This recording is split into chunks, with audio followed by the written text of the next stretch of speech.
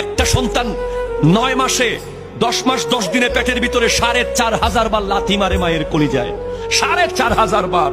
ওই স্যাব্রনের একজন ডক্টরের সাথে আমি কথা বলেছিলাম, উনি আমাকে গবেষণালব্ধ কথাটি বলেছেন, 4,500 বার লাথি মারে।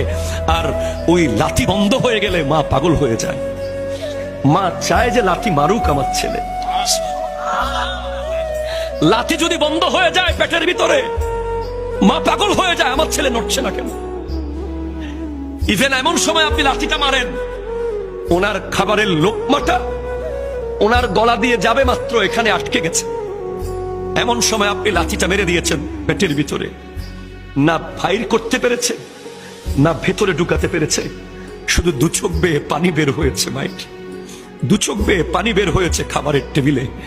মা 10 মাস 10 দিন না কাত হয়ে ঘুমাতে পেরেছে, না চিত হয়ে ঘুমাতে পেরেছে, না ধপ করে বসা থেকে উঠতে পেরেছে, শুধু আপনার আমার জন্য।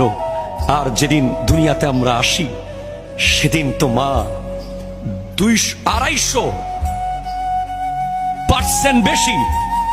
একজন মানুষের ব্যথা অনুভবের যে ক্ষমতা, তার চেয়ে 250 গুণ বেশি ব্যথা মা অনুভব করতে বাধ্য হয়। এই সব কষ্ট ভুলে যায় চেহারা দেখার সাথে সাথে।